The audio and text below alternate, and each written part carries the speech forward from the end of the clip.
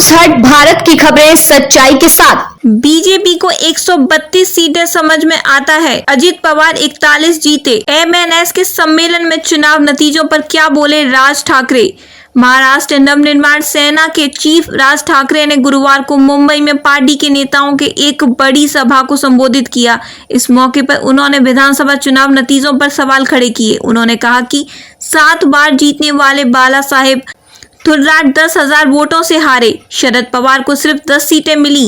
महाराष्ट्र विधानसभा चुनाव नतीजों पर अभी तक प्रतिक्रिया नहीं देने वाले मनसे चीफ राज ठाकरे ने बड़ा बम फोड़ा है। गुरुवार को मुंबई मनसे के सम्मेलन को संबोधित करते हुए राज ठाकरे ने कहा कि बाला साहेब थोराट की हार और अजित पवार की पार्टी की बड़ी जीत पर हैरानी जताई। ठाकरे ने कहा कि उनकी पार्टी को भी वोट मिले थे, लेकिन वे वोट कहीं और गायब हो गए थे।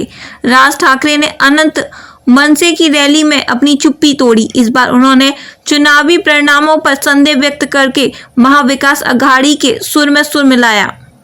बीजेपी का साथ ईडी केस के कारण देने के आरोपी पर सफाई देते हुए ठाकरे ने कहा कि मैं शिवराज महाराज की कसम खाकर बताता हूं कि मैंने बिजनेस किया था। कोहिनूर मिल के लिए हमने टेंडर भरा था, हमें टेंडर मिल गया था, लेकिन कानूनी अड़चनों के कारण हम उस डील से बाहर निकल गए। क्या बोले राज ठाकरे। इस रैली में बोलते हुए मनसे अध्यक्ष राज ठाकरे ने कहा कि क्या बाला साहेब थोराट को 10,000 वोटों से हराया जा सकता है। वह 7 बार निर्वाचित हुए।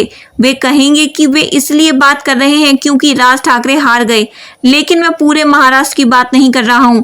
यहां तक कि जो लोग सत्ता में आए थे वे भी हैरान हैं। ठाकरे ने कहा कि महायुति की जीत के बाद राष्ट्रीय स्वयंसेवक संघ से जुड़े एक व्यक्ति मेरे पास आए। उन्होंने कहा कि इतना सन्नाटा क्यों है भाई, कोई तो जीता होगा। इसका मतलब यह है कि टीम के लोग भी नतीजों पर विश्वास नहीं करते। कुछ बातों पर पहली नजर में विश्वास करना कठिन होता है।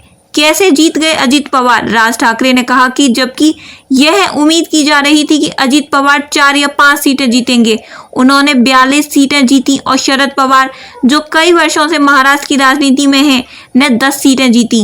लोगों ने आपको वोट दिया है, लेकिन यह आप तक नहीं पहुंचा है। वह वोट कहीं गायब हो गया है। अगर आप ऐसे चुनाव लड़ना चाहते हैं तो बेहतर होगा कि आप चुनाव ना लड़ें। ठाकरे ने कहा कि बीजेपी ने 2014 में 122 सीटें जीती थी, पिछली बार 104 सीटें थीं।